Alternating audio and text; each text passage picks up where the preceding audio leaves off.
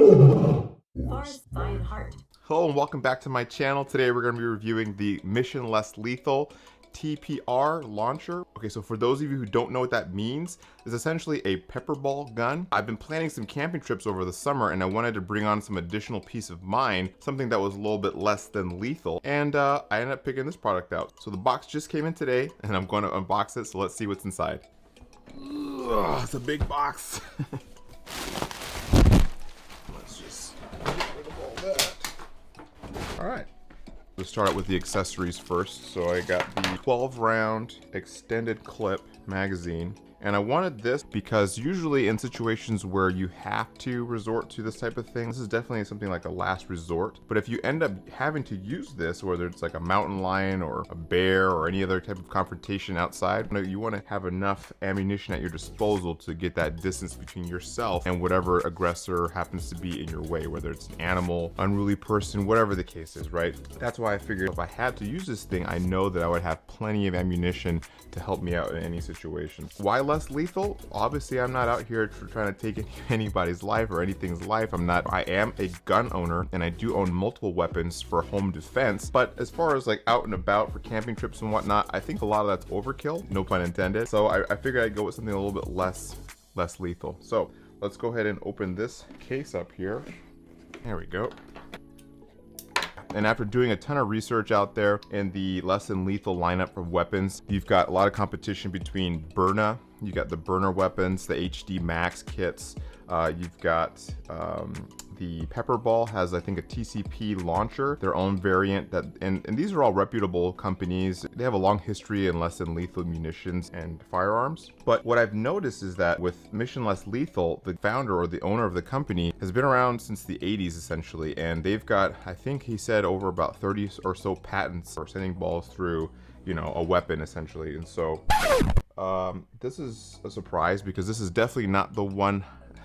This is not the color scheme that I wanted. I wanted the orange. So this is the first time that I'm seeing I got a black variant when I really wanted the orange. So I might have to send this one back because the whole purpose for me getting this was to have something on me that can clearly be identified as a less than lethal option, right? Like a taser or something like that. But nevertheless, this is a very interesting looking firearm. And I would say it feels good in the hands for sure. It's got some heft to it. Not that much. When I say heft, I don't mean like it's super heavy. I just mean most of the weight from this firearm is really on the top portion. There's not too much weight here on the grip itself. Let's see if we can release the magazine. That operates pretty smoothly.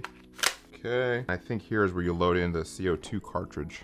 Definitely a lot smaller than I thought it was going to be. It's still rather large, you know, relatively speaking, but I thought it was going to be much bigger than what it was. But I've got pretty big hands as it were. So this is safety here. I'm gonna try to unscrew this piece here to see if I can get the CO2 loaded. If I pull the trigger, what happens? Nothing, of course, it's empty. I just got out of the box. Yeah, so there's that. And I got 125 inert rounds just for target practice. And I got the holster, rather.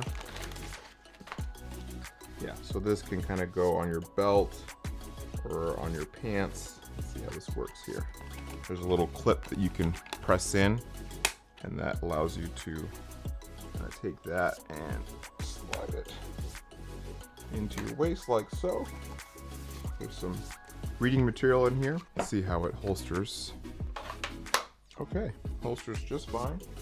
Cool, and see how it takes smooth takeout, and that's really good because I've had holsters in the past where it's just you're trying to fumble to get it, you know, in and out, but this is very smooth operation in and out, and yeah, I'm very happy with it. Again, the only thing I'm really surprised by is that the color scheme. This was definitely not the one that I ordered. I ordered the orange and black, so I'm a bit surprised to get the all black. I don't want anything that looks too closely like an actual firearm. I will probably end up having to send this one back so I can get the orange unit. But aside from that, I'm excited to see how this thing performs. That will be for another video. But the other thing I noticed about this firearm compared to like the Byrna or the TCP launcher from Pepper Ball is that those other two launchers, they get an FPS of around around 300 or so on average if you put them on a chronograph. But with these, the Mission Less Lethal TPR, these tend to get around 300 to 350 FPS. And for anything less lethal, obviously you want something that hit harder. So in addition to this being able to shoot pepper rounds or OC rounds like tear gas or whatever, you've got the sheer velocity to deal with as well. So those two effects in parallel could certainly help stop a wild animal or an assailant dead in its tracks. No pun intended there, of course. So very interesting. I also want to see how this extra magazine, this 12 round clip,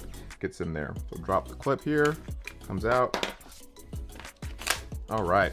And the other thing I noticed too, I was doing a lot of research on YouTube on the other types of pistols, or other type of pepper pistols, and I noticed that with the burner HD Max, that would jam. So with this here, you can actually load the CO2 cartridge in this way. You can have the cartridge staged in there indefinitely. It's only when you go to pull the trigger for the first time that you will actually puncture the CO2 cartridge, and at that point, when you press the trigger again, you're going to be firing rounds. So I thought that was good. I was worried initially that, when you put the CO2 cartridge in there, the timer sort of starts there and it would just kind of be depleted, but I'm glad that that's obviously not the case. So I wanted to dispel that misnomer or that rumor. And yeah, the extra clip here, definitely, that's you can hold it like that if you wanted to. Let's see how that looks with the holster there. Okay, see, I don't know if you can see that. Yeah, so there you go. Yeah, so there it is with the holster and the extended clip. And I'll show you the other side as well. Okay, remove the holster, release the magazine, put in the standard 7-clip magazine.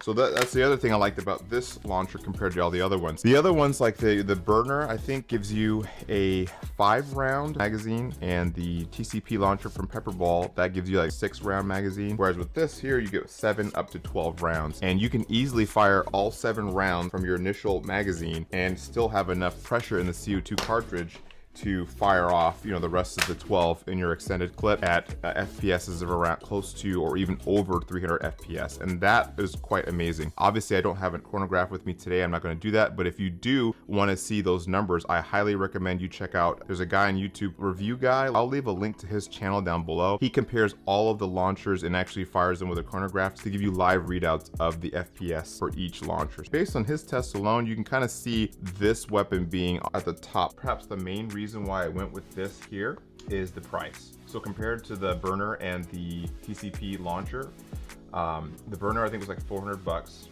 and I think it was about the same for the TCP launcher, whereas with this was $300.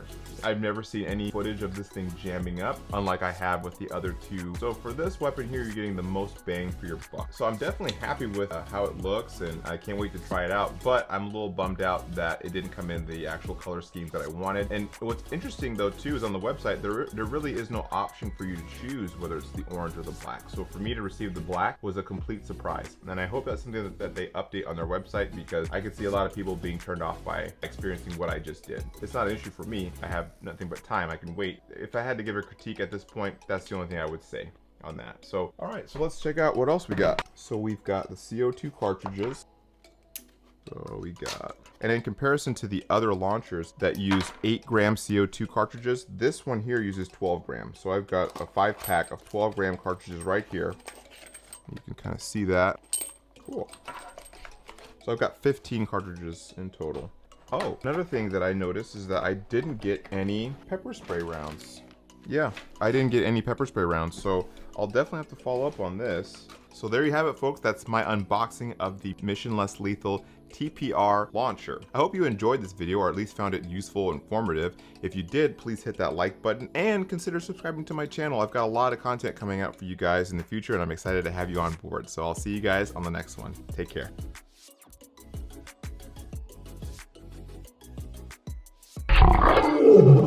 Forest Fine Heart. Forest Fine Heart.